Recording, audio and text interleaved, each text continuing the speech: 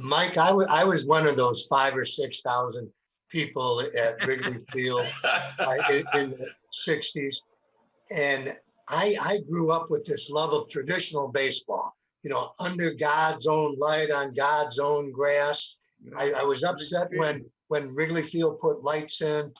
And now I'm upset with the designated hitter coming to the National League, and even more outraged at this notion that in an extra inning game, they're going to start with a runner on second.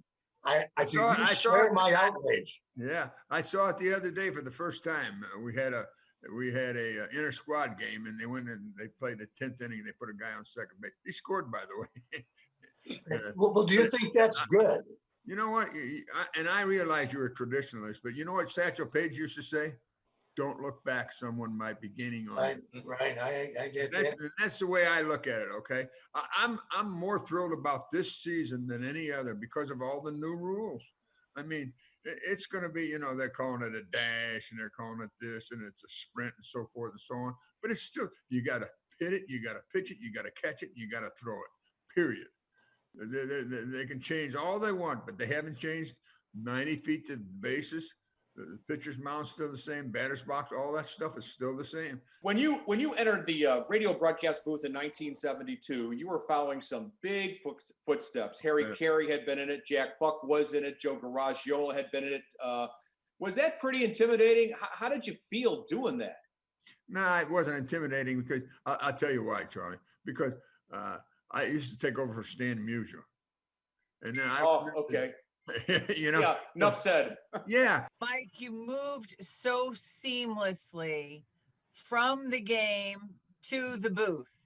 Did you realize before you made that move that you would be such a natural, that the fans would love you so very, very much? Well, first of all, Wendy, thank you very much. That's fine. And I never did think of that. Okay. Now, when I was a youngster, I used to listen to Harry Carey. Now, if you took the radio to the ball game and you were watching the same game that Harry was broadcasting, you say, what the hell game is he doing? but if you were down in Potosi, Missouri and listening to the game, he had you on the edge of your seat. I mean, he was phenomenal. That was his technique. That was the way he did the game. And so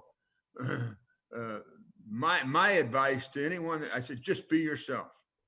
And that's what I've been all these times. I just, it's like somebody said, do you prepare? And I said, yeah, I prepare because I know the game. But when I come into the booth, I don't carry a bunch of books or anything because I think that people want to know what's going on down on the field. That's what my job is as a reporter.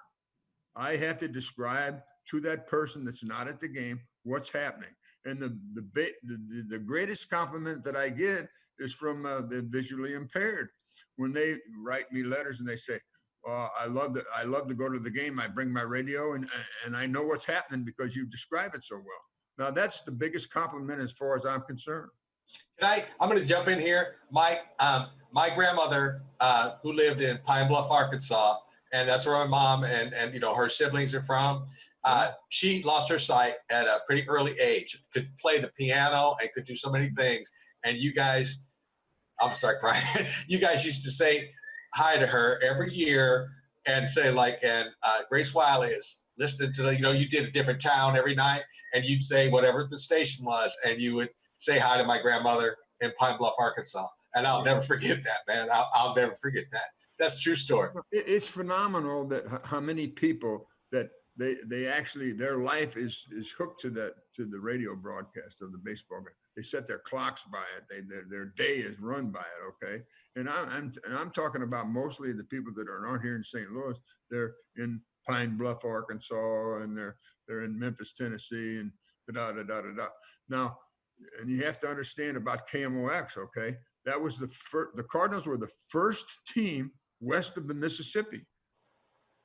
Yeah. And because of KMOX, they took a survey at one time. The KMOX at night went into 46 states and 6 Canadian provinces. Listening to Mike Shannon call a Cardinals baseball game was a gift, and I can only imagine there was no better place to hear it than right next to him in the booth. That was his mind, and sometimes... Joe Buck also visited Donnybrook Next Up, and shared his appreciation for his former broadcast partner. I could. I mean, I loved him, and I was so lucky, guys, when I look back at it. You know, I grew up in the back of that booth, literally. Was down there every night of the summer, down there during school nights, hanging around with his son Danny, making too much noise, getting the glare from my dad and Mike, like, will you two kids shut up back there? And then within 10 years, I'm his broadcast partner. And for him to welcome me into the booth the way he did was just a beautiful gesture on his part. It didn't have to be that way, but that's the road he took, and I'm forever grateful, because I would not have started my career with the Cardinals, A, if my last name wasn't Buck, and B, if the guy named Shannon wasn't cool with it.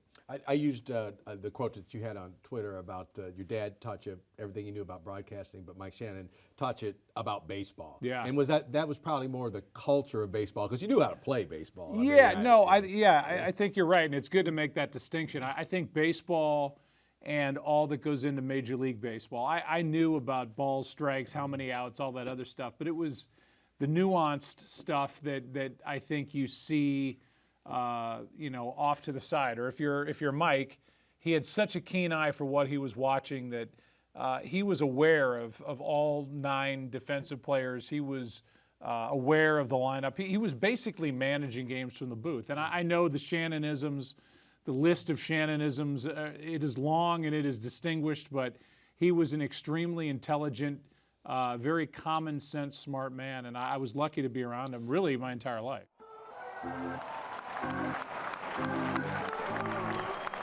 For Living St. Louis, I'm Anne Marie Berger.